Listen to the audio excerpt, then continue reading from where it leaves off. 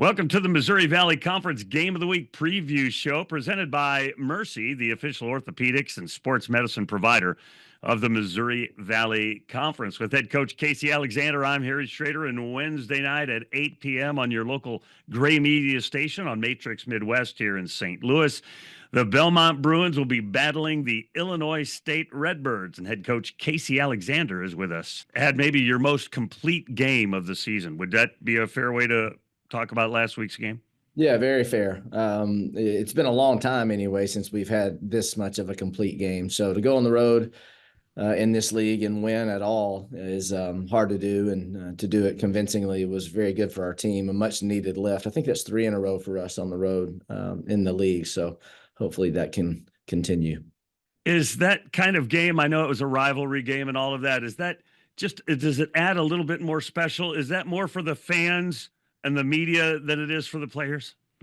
I mean, we were certainly proud of the win because we've got a lot of respect for Murray, and it's a hard place to play, and they're a really good team, and we played well. For our team, I think it was as simple as that. We'll let everybody else kind of control their own thoughts as to what it meant for them. You know, we talkers like to talk. I mean, that's just the way it is.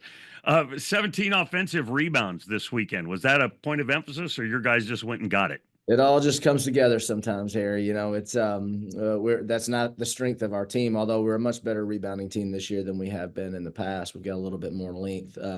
Guys just played hard, and when you're playing with confidence, it's amazing how things fall your way. You play a little harder, you play a little bit more together. You make those hustle plays. I can recall Isaiah Walker diving on the floor in the first half and getting a loose ball and calling a timeout. You know, we need more of those. Coaches are always on the hunt for those kinds of plays, and we had a lot of them on Saturday.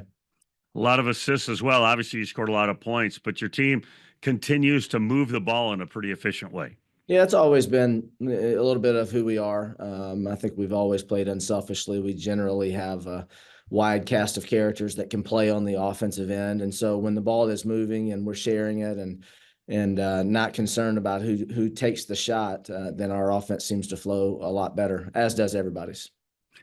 Brigham Rogers, he didn't have big numbers this weekend, but it seems to me, just watching when I can and taking in your guys' games, he seems to be growing in confidence at this particular point of the season. Am I seeing that correctly? And talk about Brigham a little bit. Yeah, 100%. We were without Drew Charnowski for the better part of 4, 5, 6 games. He may have played in 1 or 2, but he was really sick for weeks. And so Brigham had to rise to the level of the occasion. He got a lot more opportunity. We had to have production from him. And in that stretch, he was phenomenal. I think over maybe 5 games, he had 25 or 6 offensive rebounds. He shot at almost 70% from 2 during that stretch and really was exceptional. And then we go to Murray, and he's battling the flu, was not himself, did not feel good, wasn't even sure if he was going to play. That's not an excuse for the poor numbers, but it probably actually does have something to do with why he didn't have the production we had been seeing.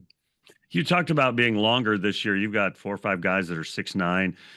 Does it change any of the way that you run your offense, play your defense? I mean, obviously it helps, but do you change anything? Yeah, we don't. I mean, Jonathan Pierre is probably the one wild card in that group. His versatility on offense allows us to do some different things with him specifically. It doesn't change our offense. It just gives us, a couple of go-to things that we can run with him on the offensive end. And then defensively is probably where it matters more.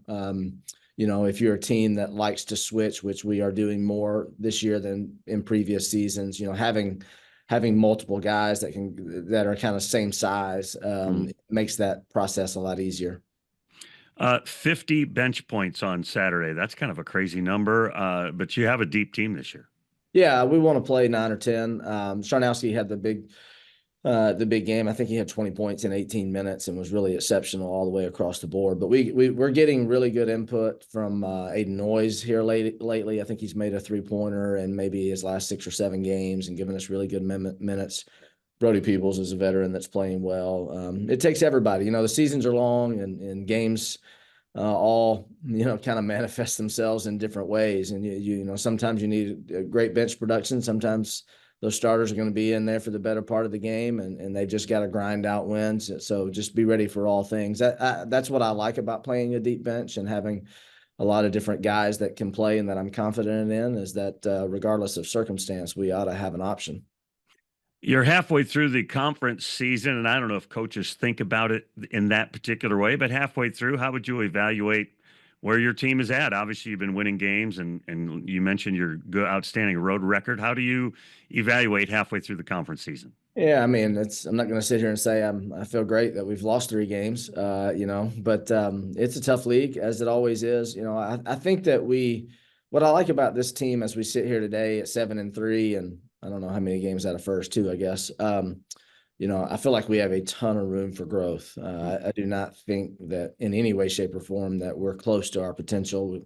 And that needs to be a positive. It's a negative that it's taking us so long to get there, and that we haven't been able to push all the right buttons to date. But I do think our best ball is clearly ahead of us. Last time against Illinois State, two teams scored in the 90s. I know you've been, not worried, but working on the defense all year long. But this sets up to be another thriller. Yeah, I've been worried. I've been worried because it's been pretty bad and pretty consistently bad. And we are working on it. Illinois State is not a team to right the ship defensively. They're really good offensively. They're a lot like us, honestly. They spread the floor. They got a lot of guys that are making shots and playing their role really well. And it was a challenge the first time. We're just very lucky that we had the ball last in the first game, therefore the best chance to win. And I would expect this game to be quite a battle as well. I don't know if it'll be 90 whatever to 90 whatever like it was the first time, but we know that we have our hands full. They're a really good team and playing very well. Their headliners, of course, are Johnny Kinziger and Chase Walker. Tell us a little bit about those two guys. Well, very different guys. Really awesome to see what Chase Walker has done. I mean, a guy that burned his redshirt year really late in the season last year because of all the injuries they have. I think the first game he actually played was at our place late in the season, and he was just trying to give them some minutes so they could survive. And then, you turn around 12 months later and he's easily an all-conference player and is just about as dominant and concerning for a defense as anybody that's in the league. And so hats off to him and them for that quick development and putting him in a position to be so successful. Kinzinger's, the best way to say it, he's just a winner. The guy is really tough-minded, wants the ball, wants to make the play. I don't know him personally, but you can tell that has great leadership qualities and kind of a coach's dream in that regard. Season keeps grinding along. Casey Alexander, thanks for your time today. Thank you.